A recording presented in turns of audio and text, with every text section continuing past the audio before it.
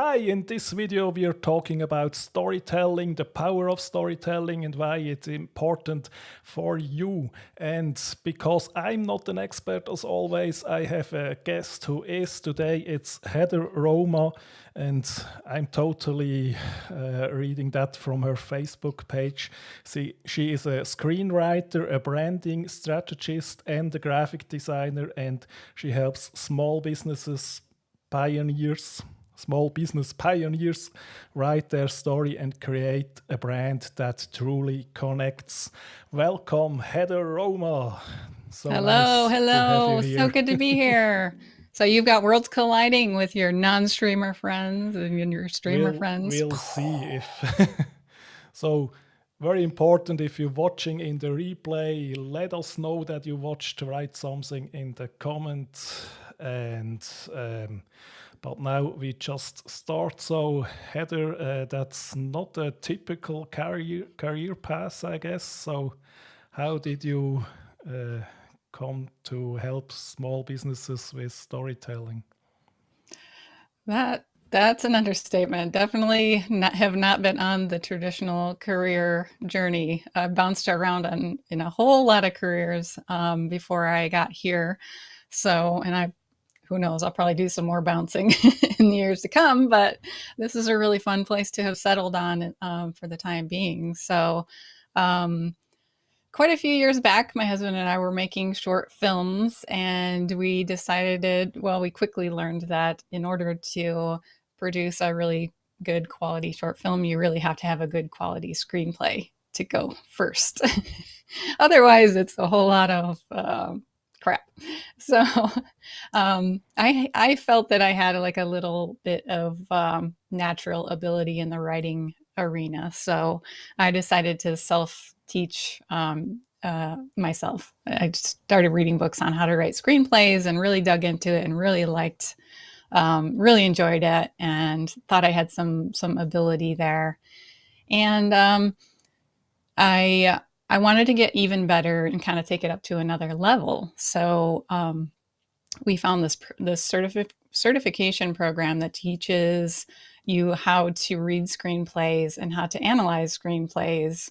And so in doing that, you really learn a lot about story structure, about storytelling, about how stories, particularly movies, are constructed in a way that makes them really engaging and really compelling, and how to identify, what's missing from a story or what's not quite working, what's working really well. So I went through that certification program and spent about 3 years analyzing screenplays, studying story structure and how to articulate what is and isn't working in short films and long films and TV pilots, things like that. And then around the time of COVID, I realized that I wanted to start, business from home, and was really trying to figure out, like, I love analyzing screenplays, but it's very, very intensive as far as like the amount of reading, the amount of writing. It's just a lot of time in front of the computer. And I didn't feel like that was the thing. Like I had really found the thing that I wanted to spend my time doing just yet.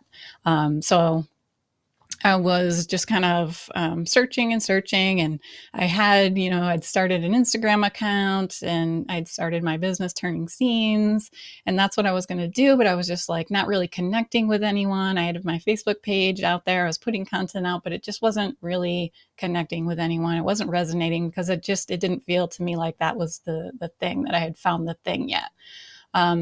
So I started working with a coach, a mindset and business coach, and we eventually landed on branding because there's just a lot of talk out there in the entrepreneurial community right now about how the importance of storytelling in whatever it is that you're trying to communicate, whether that's a promotion or just talking about what your business is. All of that, like storytelling is such a key element that creates connection with people. So I really started to deep dive into that, and I felt like light bulbs going off everywhere and all the warm fuzzies and everything that happens when you find the thing. And so I really dug deep into that and started talking to people more about how to use storytelling in their business. So that's kind of where I landed. And then it has a graphic design component too, which is another thing that I've always loved to do, but never really found an avenue for that. So that's another aspect of my business where everything kind of comes together in writing and then a visual storytelling as well in graphics. Okay, so you can offer the whole package. Okay. Yes. I just thought about my thumbnails I somehow put together and with absolutely no background with graphic design, but it seems Not to bad. work. Okay. Not bad. Yes, 3 years for certification. That was quite a commitment right there, I guess. Well, the certification program was self-paced, so I think I did the program in about a year and a half. I had like a move across the country mixed in there, so that slowed me down a little bit. But yeah, I think I did it in about a year and a half, and then I spent the next 2, 3 years analyzing screenplays after that. Okay, fantastic. And so maybe to start a little in the beginning, what is a story anyway? So basically, a story is just a beginning, a middle, and an end. To break it down as simply as possible. Um, so when we watch movies, like there's this sort of pacing and this structure that we don't necessarily know is there until we've actually done the research and looked at this. But it's this familiar pattern called the hero's journey, where there's like this setup where the hero is introduced and they have some kind of struggle or predicament, right? And that's kind of your beginning. And then they go through this sort of plan of how they're going to accomplish this big thing that they need to do. And there's usually a lot of times like a mentor. And then there's all kinds of complications and obstacles that they have to overcome. And then the third part is there's usually like a big action part, and then it resolves, right? So there's kind of this beginning, middle, where it builds, and builds, and then it resolves. So that's essentially what a story is. And in terms of cinema, that's what we like to experience, even though we say, I want to see something new that I've never seen before. If it doesn't have the bones of that kind of familiar structure, we end up feeling a little bit like I can't put my finger on it, but something wasn't quite there. So that's, in simplest terms, story structure.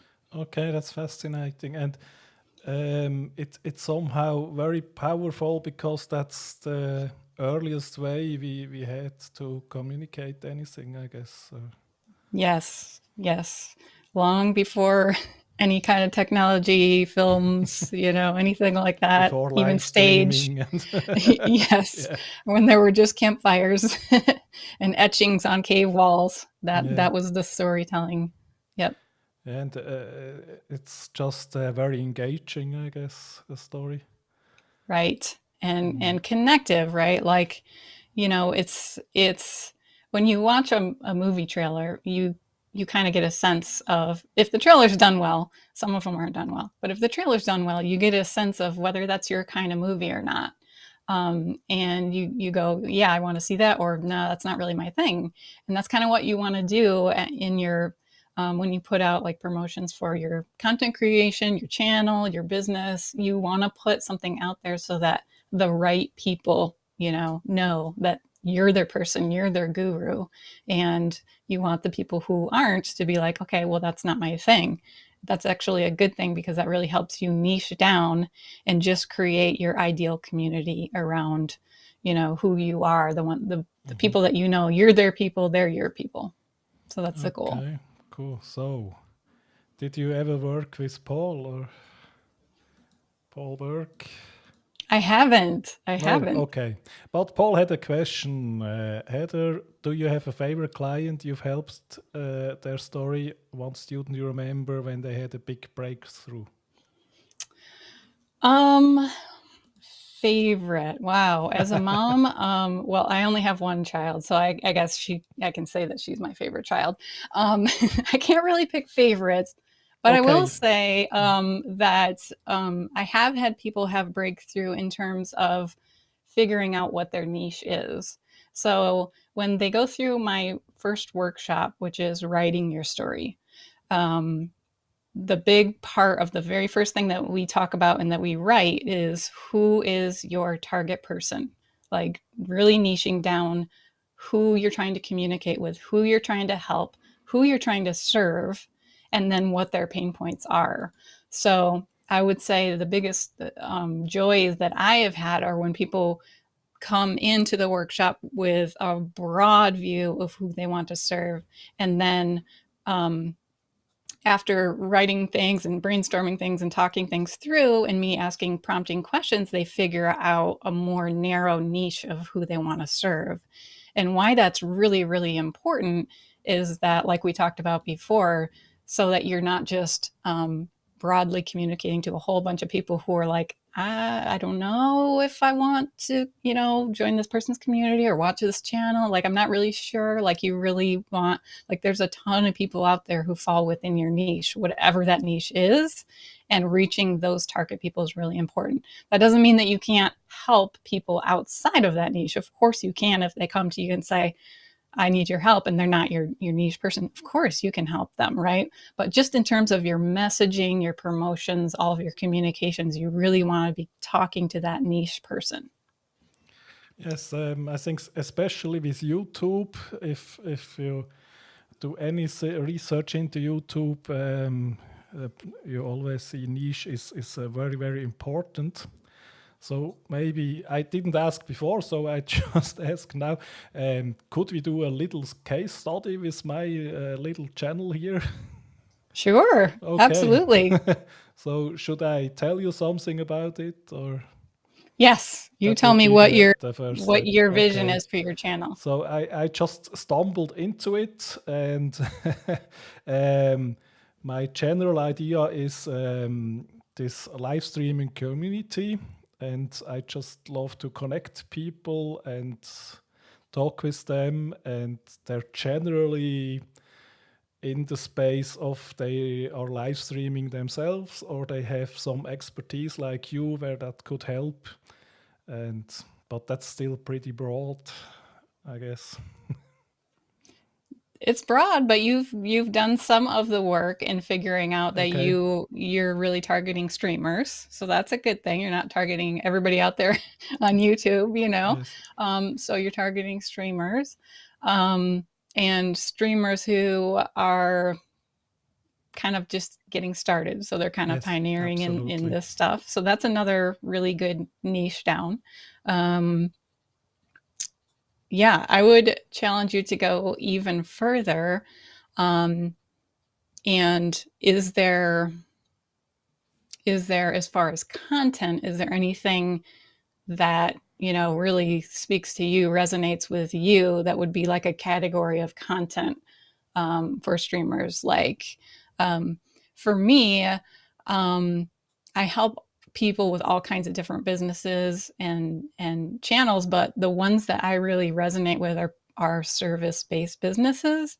So people who are offering a service to another person, because I feel like that makes me feel a real sense of purpose and satisfaction when I know that I'm helping someone tell their story, who's going to tell their story to all these people who are going to be so much better for the services that they're providing. And there's this kind of ripple effect that by me serving these people, they're serving their people, and it gives me that sense of real satisfaction and like I'm making a difference. So for me, that's kind of how I manage to niche down in terms of what the content is.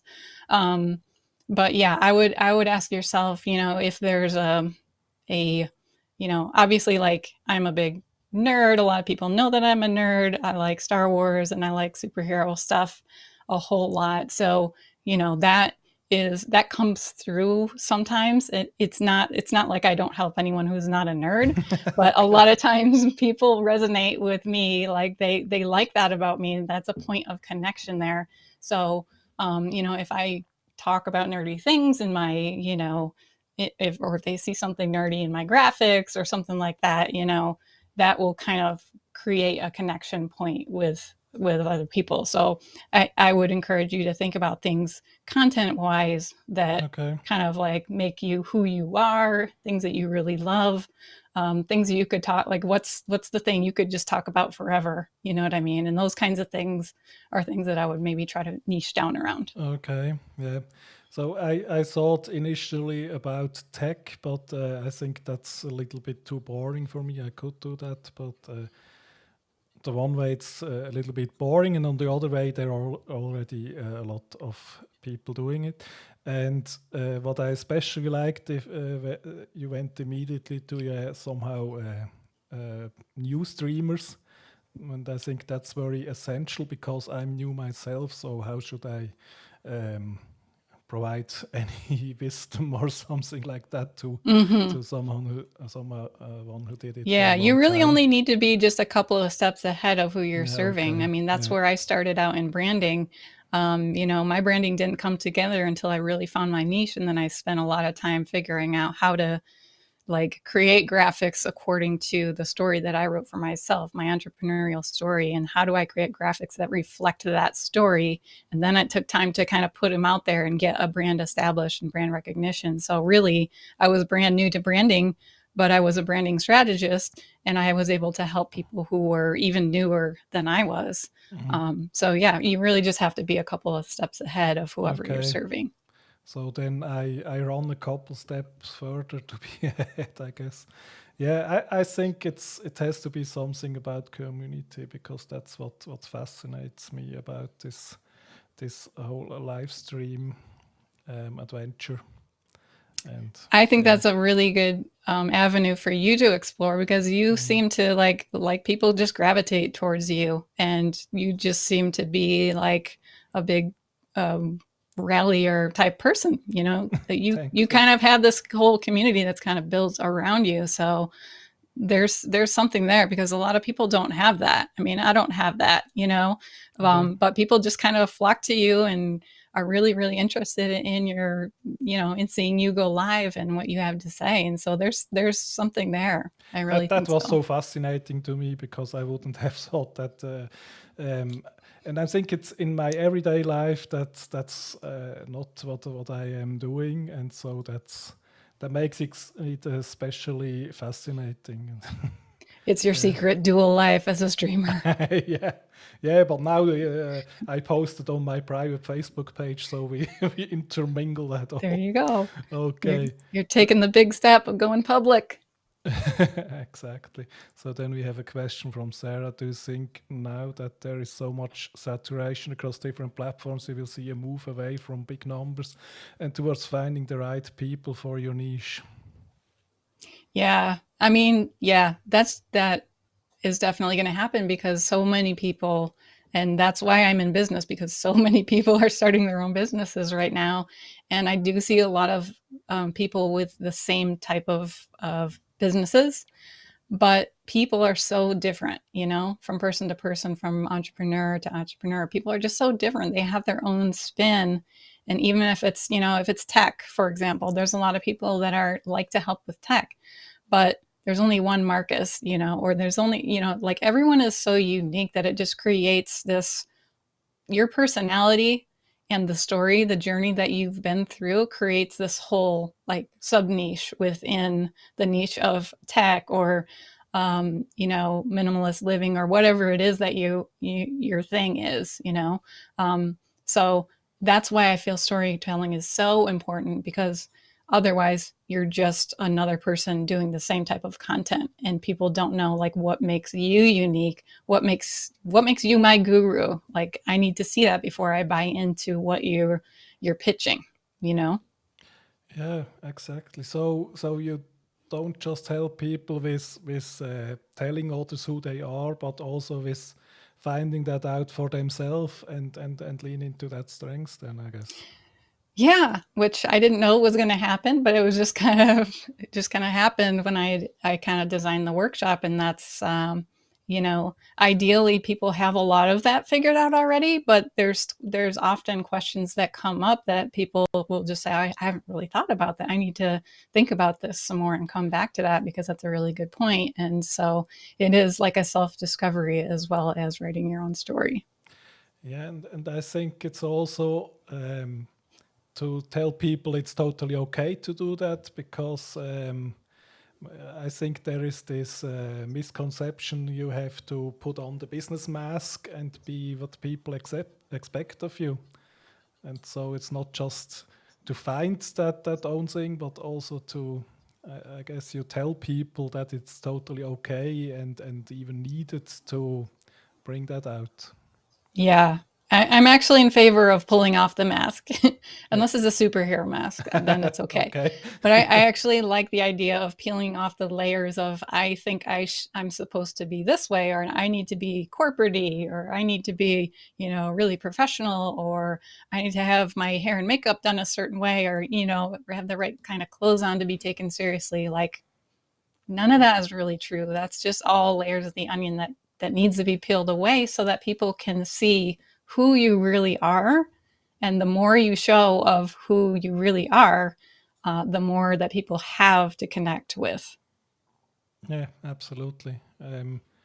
Because yeah, niching down, it's the topic for wise niching down, but then it's the other thing you mentioned it is yeah, why you should you listen to me and not to someone else, is also maybe you connect with me, or maybe you don't, and then it's better if you're somewhere else. Yeah, Right. Right. absolutely. Yeah, I'm not the only one out there who's talking about storytelling and brand design.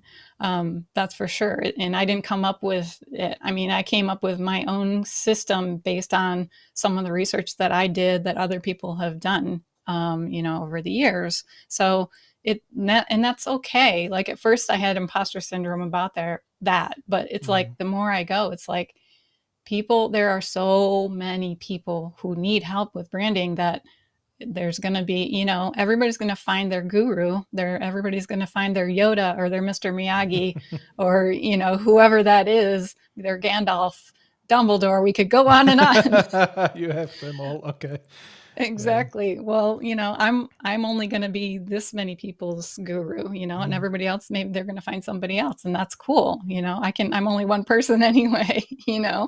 So there's plenty of room for everyone to help a whole bunch of people. So Okay. But I think it's you say you're not the only one, of course, but I think it's still a pretty unique or way of thinking about marketing and branding to say, okay, put the story in the middle of all of it. yeah, yeah, I do feel like at first maybe it was a little bit more like what other people are doing, but I've kind of evolved a bit and I've updated the workshop as I've learned and grown and went through it with a lot of people. I realized, the actual digging into the cinematic part of it is like more me, that's more who I am because I have that experience in studying cinema and studying screenplays. So the more I kind of equate the story to a movie, like that's more of a unique niche to have when you're talking about branding as an entrepreneur. So I've been leaning into that a lot more over the last couple of months, and it seems to be working really well. So yeah, it's kind of a thing where you're going to grow and evolve and learn Mhm. things about yourself and learn things about your content and the way you want to develop it and structure it and what helps people the most. And I think with movie or heroes of movies, superheroes, it's something people can easily relate to. So then, Yes. yeah, okay. Yes. So If there's that anybody out there who doesn't like any movies, let me know because I'd be really okay. curious. I'm sure there is probably not watching right now, but there are so many people on the world that there has to be. But maybe it would not be your ideal client then. Okay, so we have a question from Caleb. How do your clients feel about getting their own personal story weaved into their business slash branding? I think it's validating because people often don't realize that they actually have superpowers because of what they've just because of what they've been through in their life. It really makes them unique, and it makes them able to serve in others in a unique way that's really them. But when we first get started, it's like the onion, we feel like we have to be this really professional, the people you see in their advertisements on YouTube and Facebook, and they're pitching something and they got it all together, right? Their pitch is solid. They're dressed out to the nines. They look perfect. The pitch is perfect. Like, that's not really going to connect with people because it's just a projection, right? It's not really them. Like, when people want to invest their time and money into someone's product, they want to know who that person is, and they want to know that that person's really going to that they're more interested in helping people than making a buck. You know what I mean? And so when you go through this workshop, you realize, oh, this is like part of what we talk about is how did you get to where you are? And some people really haven't given it much thought, but then when all the pieces come together of this is where I started, and this is what connected me to this, and this is what I'm doing now, and this is how I'm serving, then it's like, wow, this is my own really unique story to tell. And I think it makes people feel really validated and like they have something special. Okay, so it's mostly really easy to convince people to do that, and maybe Yeah, for I you mean, because they already found you, and that has a reason to. Okay. yeah, I get a lot of people that say, like, I kind of knew all this stuff, but I didn't know how to put it all together. Yeah. I didn't know where to start or how to construct it all in a way that it kind of had a flow to it, or that it made sense, that it had all the different elements that you need Mhm. when telling a story. So that's one of the biggest feedback that I get, is just like, it's helpful just to have it all down and to know how to structure it so that you're not Mhm. leaving anything out, and knowing what pieces are important to include. Yeah. And if anybody is interested, anybody or everybody, my English, any or everybody is interested to take contact with Heather for any of the things we talked about, in the description there is the link, the one I found in Facebook. That should work. And yeah, for me it's so I just took this chance to ask a paar personal questions here, because my question there would be, at which point should someone get in contact with you or with someone in this business, because I do it just as a hobby right now. And what is the point? When is the point where you say, okay, there would it would really be beneficial for you to do something in that regard? Yeah. So, really, I always say, so I offer a free sort of evaluation, half hour. And that's to kind of see if you're ready for the workshop. So basically, I try to get a feel for where you are in your content creation journey or your entrepreneurial community.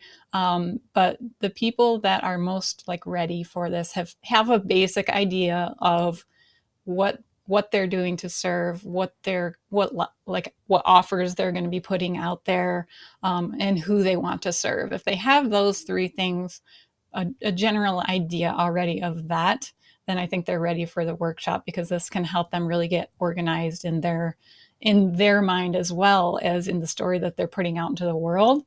Because it's like, I like to say, in the screenplay writing world, they call it an elevator pitch, where whatever you happen to be writing at the time, if you just happen to end up in an elevator with a producer or a director or an actor or somebody important in the biz, like you've got an elevator ride, they're going to say, what are you working on? And that's how long you have to tell them in such a way what you're working on, that by the end of the elevator ride, they're like, send that to me. I need to read that right away.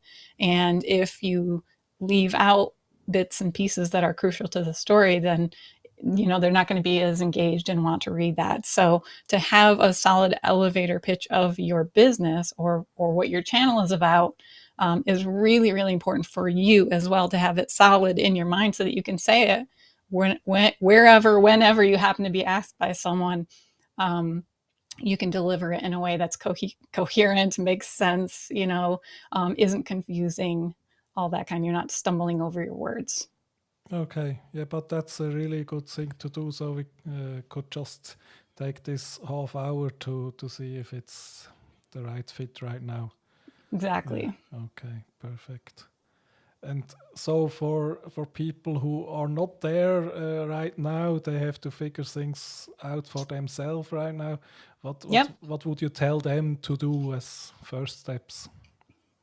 Yeah, I would definitely figure out who you want to serve, what you feel like you can do to help. You know, what is it that you could just talk about forever? What is that content? What is that subject matter? And is there a way that is that a pain point for some people? Like for me, I was realizing when I realized that my brand wasn't connecting with anyone, I realized I was just all over the place. So a lot of times it's you just like rewind a couple of years, like what have you struggled with and what have you overcome? And that kind of thing is usually something that can really light you up by helping someone else who that you see is struggling with what figured out. So for me, that's what it was with storytelling and branding. So I would take a look at those kinds of things, the things that you really have fun helping people with and talking about, like what do your friends come to you about and say, can you help me with this, or do you have any advice about this? Um, and is that a thing that you think that you could spend a lot of time doing and maybe monetize that? And then try to figure out what you would offer. And then once you have those kind of things pretty much fleshed out, then you're ready to write your story. Yeah, perfect. Okay, now I had three different thoughts and they are all gone.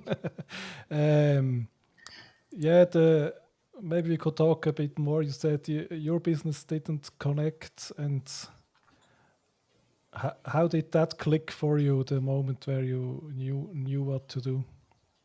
Yeah, really, it was when I found my niche Okay. because I was putting myself out there in my business as a screenplay analyst.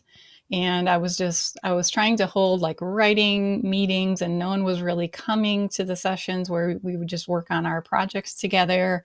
And I started a Facebook group for screenwriters, and I had a good solid chunk of people in there, but there was no engagement within the group whatsoever. And, my Instagram, like it just wasn't getting a lot of followers or like engagement, comments, anything on all the posts I was doing about writing your story and all this stuff. And then once I realized that my niche was really more about branding, then it was just like everything clicked. And I started putting content out there about, the workshop that I had designed and how vital it is to have storytelling and branding. And that's when I really started getting engagement. And I left most of my old stuff up on my Instagram, like so that you can kind of scroll back all the way to the beginning. You can see it's like all over the place. My brand, like I didn't really have a brand recognition, a brand design. Like, the idea is if you put something out there, you get this brand recognition where people know without reading it that oh, that's something that's turning scenes. That's Heather's thing. Especially early on, you really want that brand recognition. And I didn't really have any of that. It was all over the place. So I left it up there on purpose because that's part of my journey. Yeah. And you can kind of see as you're scrolling up through my Instagram page where things started to come together and be more coherent and really talk about storytelling and brand design and graphic creation with story. So I definitely have to spend some time on Instagram because I think I don't get that whole Instagram. But that it's might not a makes perfect platform, yeah, but there's no okay. perfect Yeah, platform. it makes me feel old if I say I don't get it. But I guess if I spend some time and invest something into it, then I will get it how it works. Yeah. With the niching down, I just figured it could be hard because you have to let go of some things. You have say, I want to do all that, and Mm-hmm. can that be a hard process to say no? It's just this part of it. So. Yeah, it's very hard. But I think especially early on, it's really important. But once Mm, it depends, and it depends too on what your goals are for your channel or your business. mm, Um, if your goal, like my goal was to supplement our income, like I really wanted to create a revenue stream and start earning money for my family that I could do from home and, still take care of my daughter and be, the soccer mom and all the things that come along with that. So that's what I really wanted to focus on. So that's what I did. But if you have things that, if you have a lot of time and you maybe don't have as many commitments and you just want to like put channels out there, I mean, there's nothing wrong with that. It yeah. just depends on what your goals are. So if you're really interested in creating a revenue stream and monetizing, my suggestion would be focus on one thing, one channel, one niche, and then as that grows, after that, you can kind of branch out more. Yeah, I just figured that having to have to earn money with it could really help to focus, because then you say, okay, I have to do something that works. Whereas Mm-hmm. I do this as a hobby, so I'm not really forced to do it. But if I want it to grow, I still am somehow forced to do it. Right. And the Yeah. last thing you want to do is create another, like a lot of people are stuck in their corporate jobs and they wish they could do something that they love from home or whatever. You don't want to create another thing that you have to do that you're stuck doing from home because that's just kind of Yeah. like the Okay. same thing doing that. You want to make sure that it's something that you really love and that you're fulfilled when you help someone else take the next step in their journey, then that's Mm. satisfying that you're going to be able to do that sustainably for a while. And not forever. I mean, nobody sticks with the same thing forever anymore. Everybody evolves in what they're doing. And so that's natural, but at least for a while. Yeah, but that's another very interesting point, because I like my day job, and so if I would hate it, there would be maybe also more drive to say this has to be the new thing, and okay, and so the drive has just to come from I want to have fun with it, but yeah. Okay, so we have a question from Ephraim. How does consistency fall into storytelling? Does the story evolve as the work happens? Absolutely. I've updated my story at least, I don't know, a lot of times. A lot of times. Like every couple of weeks I'm going back in there and like adding things and changing things a little bit. It's living and breathing just like we are. And really I always say this is when people come through my workshop, I say this is a rough draft because I mean, it's the same with writing a screenplay. You don't just spew out perfection the first time that you get a story down. It's just a rough draft. And so it's a living, breathing document, and it becomes kind of the handbook for your business or for your content. It's something that you reference all the time. Whatever you're putting out there on social media or as a promotion or whatever that thing is, like always come back to your story and say, does this reflect the heart and soul of why I'm here, who I'm serving, and why am I serving them, and what makes me the right person to serve them? Always come back to your story so that you're always staying on target. Stay on target. So you're staying on track, with Mhm. everything that you put out there because you want that consistency. And people need repetition. They need you to say the same thing over and over and over before they finally get it. So the workbook is a really, really helpful tool for that. Okay, find all that in the link in the description. Yeah, at that point, yeah, you have to say it multiple times. And another thing there is not everyone is gonna see or hear everything you say, and already that makes it necessary to repeat yourself. Mm-hmm. Can't just assume, oh, I told that last week, so now everybody knows that. Exactly. And Mhm. people miss posts, or they'll see Of something on course. Facebook and miss something on Instagram. People are just all over the place now. So the more you can be consistent and the more you can drive home what it is that you offer and why, the more people are going to join with you and Mhm. come into your community. Yeah, and yeah, you touched on that multiple times. It has to be something where you're passionate about. Absolutely. Yeah, not just we can't just think, okay, this would be very a good thing because the demand is high. You have to be Yeah. passionate about it. Yeah. Yeah. I mean, I went through programs where I was trying to figure out what it is that I wanted to do, and they always say come up with a list of all your interests and things, and like I have a lot of different interests. I like crafting and making things, and um, you know singing, and like all these different things, like building with Lego. Like there's like all these interests that I have, but it's like, where does that align with a way that you can really serve, and in a way that you've kind of come through some kind of struggle or journey in your life and figured something out that you think that you can help other people with. Mhm. Yeah. Yeah, it's fascinating. So I have to think a lot about after we're done here. Yeah, for me it's just because it's so different to what I do during the day, and yeah, but that's also part of the fascination. Okay, and then we have a interesting question from Caleb. If you could ever watch or have one sci-fi geeky movie slash show, what would it be? Okay, Oh my Heather, gosh, this is can we can we do that to you? This this is an question. impossible question. Oh, how would you choose between Star Wars and Lord of the Rings? And oh my God, it's impossible. I guess Mhm. if you picked a show, though, you would have more content, right? Okay, Boy, I don't know. My favorite show. I can't pick one. I can't pick one, Caleb. Like, it's so hard. okay. But some of my favorite shows are X Files, Battlestar Galactica. But now all the Star Wars shows are amazing. I love The Mandalorian. Like, yeah, it's never ending. But Yeah, and there is always more and more content nowadays. So I know we're in Star Wars heaven right now. yeah, absolutely.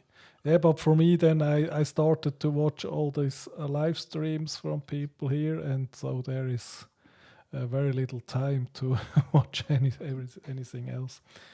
Um, Yes. Yes, we have to have designated TV and movie time in our house. Like usually it's around okay. the weekends. And then other times I try to pop into people's streams and stuff when I can. But it's like you gotta have the balance because there's so much content to absorb right now. Yeah, and yeah, but maybe you just have to filter what do we really want to see. Yeah. Yes, that's true. Okay, but you can always say you have to watch it to stay on top of your story game. Exactly. Movies are my business, so I have to Yes, watch movies. perfect. And in the family, do you at least want to watch the same things more or less? Oh, we lucked out. We lucked out with Okay, a girl who's like just as nerdy, if not maybe even more nerdier than the two of okay. us are. So yeah, we lucked out. She's super into all the superhero and Star Wars and all that stuff. So we got pretty lucky. Yeah, that's great. And so, could you give us some actual tip what to see right now? Oh my goodness. Well, I just watched Dune. That was pretty good. I mean, visually, that was absolutely stunning. Okay. I had a couple story issues with it, but overall, I thought it was really well done. Excited to see where that goes. Um, yeah, of course, the Book of Boba Fett's coming out. I'm super excited for that. The Hawkeye show is coming out. Excited for that. Jeez, what else? There's a bunch of Star Wars like series on the horizon. Okay. So Did you watch Squid Game? I have not watched that yet. I Okay. have like kind of mixed feelings about, you know, Okay. I've heard so many like things on both ends of the spectrum that I'm just Okay. like, I guess I'm just gonna have to check it out for myself. But I haven't I watched that yet. guess you have to have an opinion. Yeah. Yeah, okay. And what are there more things in our everyday where stories are helpful to us? Hmm. That's a good question. Yeah, I mean, I think just just in terms of connecting with people on a personal basis. I think being more open about who you are and what you've been through.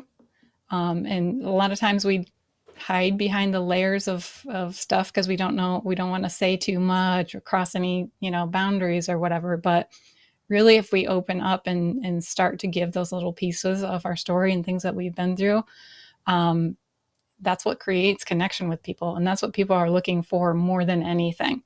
And it's not a rejection if you open yourself up and someone doesn't really jive with that. That's not a rejection. It's just a matter of finding out who your community is, like who are your people, and then having those people drawn around you and having like a circle of people who you really connect with,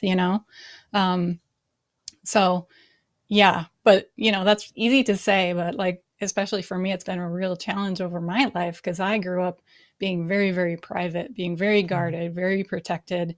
And I didn't know who I was. So I was just always behind this shell of, not wanting to, I didn't want to upset anyone, or I didn't want to, do anything wrong or break any rules or boundaries, push any boundaries. So I was just always whoever I thought people wanted me to be, depending on who I was around. And that's how I lived a lot of my life. And it's just like, you're not even really a true person that way. You're just like this, you don't even know who you are. So it's finding out who you are and then just being brave enough to let that person out in a way that that people can connect with. Yeah, but I think you really left that part behind you then.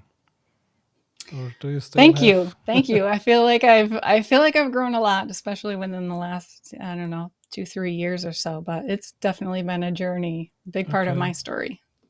And journeys are never really over. Exactly. Yeah, but that's a story arc there again in itself.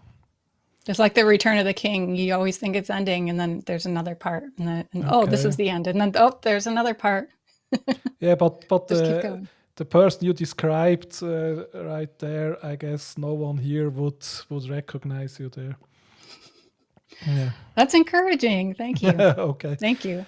Yeah, and I think what I learned is if you want other people to open up and to share something, you usually have to just go first and share something about you, because I struggled with when it didn't work, and then I recognized that, okay, share something of you, and then the connection is open.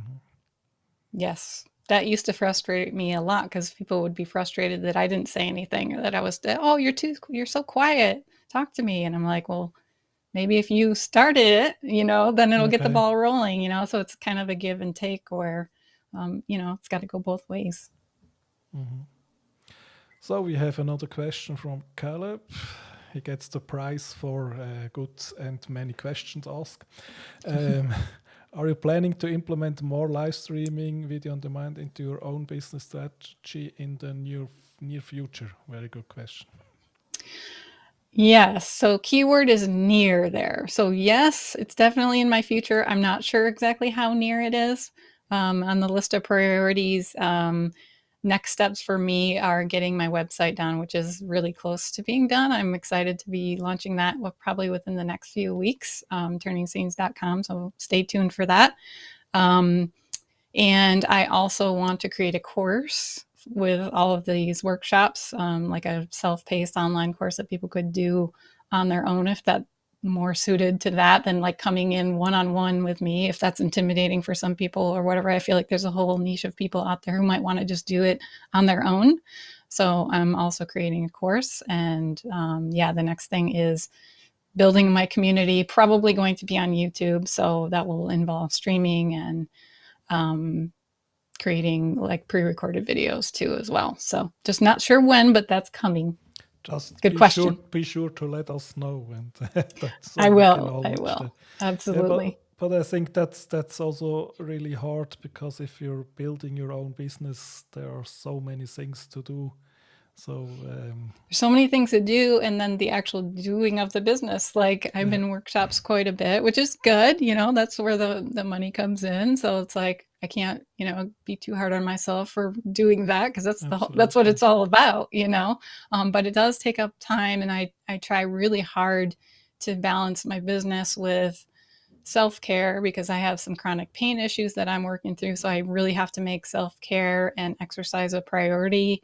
And then family life, I'm trying to really hard to keep all of that in balance and not get I mean, when you work from home and do your own business, like it's literally right in front of you 24/7, and there's always something you could be doing. Mhm. So having those boundaries around like, okay, this is family time, or this is my self-care hour during the middle of the day that I need to take a break and go rest or listen to a meditation or whatever that is, like having those boundaries in place, um, so that my daughter doesn't always see me like on my phone like this all the Absolutely. time. That's how she remembers me always is I'm Okay. working. Yeah, and So and also you need to have the energy to do that for a long time. So you have to make sure you're right, not burning out. Yeah. yeah, so balance is key. Yeah. And it's not always easy to do because there's just always a lot of things to do in your own business. So Yeah, and then I think live streaming and videos would be very powerful, but as long as you already have good business coming in, it's how would you say you could make that a priority? I guess. yeah, yeah. At this point, I need to figure out what things are kind of going to translate into income coming in, Yeah, and those are the things that I'm kind of prioritizing. of course. Um, but yeah, that the having my YouTube channel up and running is definitely going to be a growth point at some point. Yeah, because we So want to watch. Okay, and I know that's what everybody's telling me. So all right, I'm it getting a was the clue. same for me. The main reason I started is because a lot enough people said they wanted to watch. I didn't believe it really, but I thought, okay, give it a try, and okay, it was really true. Okay, so Ellie says one-on-one is awesome with you. You are so not intimidating and easygoing with great guidance. So Look at that testimonial right there from Ellie. very Thanks, great Ellie. testimonial. Yeah. That's so sweet. Thank you. Okay. And then Ellie follows that up. A course someone can do on their own gives you more passive income. Of course, yeah. Mm-hmm. Yeah, that's all thing. Yeah, if you started that as when you start that as your own business, you also have to figure out all the business sides and the actual things you do. So I have a lot of Yes. respect for what you did there. Yeah, there's a lot to it. It just seems like it never ends. Yeah. Okay, and a question from Sarah. Do you think some of the art of storytelling is lost in today's post-it-all society? Very interesting question. Post it all.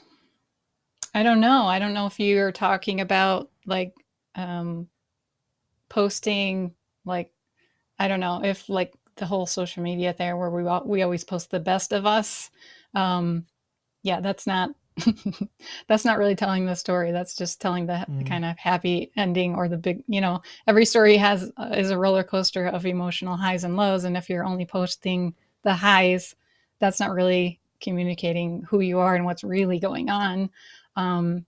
Obviously there's balance because you don't want to give away every detail of your life because you want privacy and there's of creepers course. out there and all of that too. But it's not relatable to just have everything always sunny and awesome. It's not relatable because nobody's life is really like that.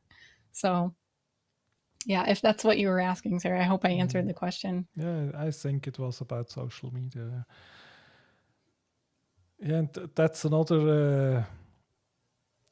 Yeah, we say today people have a very small attention span, but I think in the one way that is true, but in the other way, if you are in the right circumstances and have something that people are interested in, then we still can find all the attention there. Uh, How do you Yeah. see that? Once people realize that they're your person, that you are their person, then they're going to be more willing to give you more of their time and watch more of your content. But you have to put yourself out there in order for that to happen. Yeah, absolutely. That's one of the main reason I think I have to do some shorter recorded video, because with an hour live stream, it's really hard to make an entry point there, and because Yeah. an hour is a big commitment. So.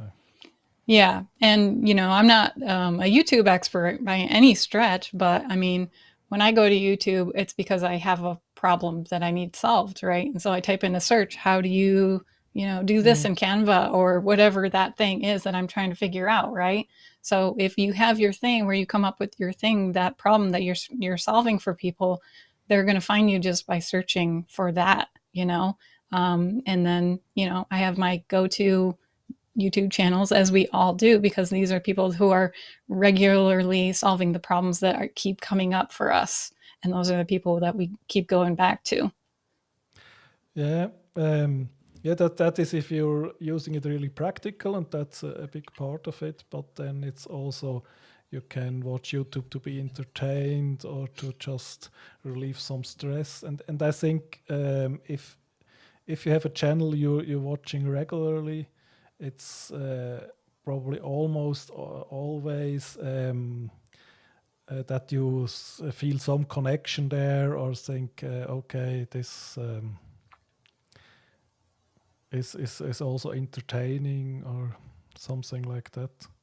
Yeah. And I'm always looking out for channels that I can sort of model some of my future YouTube content after as Okay. well. So if I see people who are doing something in a really clever or innovative way that I could incorporate that into my channel, then I'm looking for that as well. But it seems like for me, most of the time, it's starting with a problem that I need solved, a quick answer to a question that I have or something. So, Yeah. So can you enjoy a movie without analyzing the story arc all the time? it's really hard now. It's Okay. really, really hard now because once you learn the structure and all of the different elements that, like, even in the first 20 minutes of the story, like, there are certain things that as a screenwriter and an analyst that you look for, and if they're not there, it's like, yeah, this is like just not hitting the bar. I mean, if you're not attached to the main character by that point, it's like, why would you watch? Yeah. If you don't have a sense for the tone of what the movie's going to be like if it's all over the place, it can't decide if it's a comedy or an epic adventure, or like, there's certain things that you look for that, just if they aren't there, and you just know something about being able to articulate what that is, that it does pull you out of the story a lot as a storyteller, unfortunately. So, but I have found that if a movie's good enough, it can be, really immersive in the Okay. sense that it takes me out of my Then you screenwriter can let brain, it go. and Okay. then I can just be in the story if it's good enough. Okay. Yeah, that just reminds me, I had a really special experience with a book, and I totally forget what book it was. But the main characters, they were really not likable. They were, normally the bad guys are made in a way you still think rooting for them and like them, but they were really, really bad in a way where it was hard to like them, and that was pretty unique. I Yeah. guess sometimes you can make something if you really go against the classical rules, Mm-hmm. but to do that Rules in a were good made so that you way, can break yeah. them. But Yeah. usually you have to know the rules to break them in a Exactly. You good have to learn way. the rules first, and then Yeah. you can break them. Yes. Yeah. I So love a good anti-hero. I love a good villain that's multidimensional. That's, yeah. if there's something endearing or likable about the villain, like, that makes them so much more interesting than just a straight up, mustache twisting, evil guy, Yeah. or girl. So, yeah. Perfect. Yeah. So with the anti-hero, I guess we have about an hour now. So we'll go out with the anti-hero. But that was very, very interesting. Check Heather out in the description below and write your stories. Thank you, Marcus. Thank you for having me on. It was a lot of fun. I appreciate it. Thank you so much for coming. Okay, that's it for today. Next week we have here Susan Czakowski. I hope I said it right. Last time she said I said it right. Okay, thank you. That's it for today. See you next week. Bye. Bye.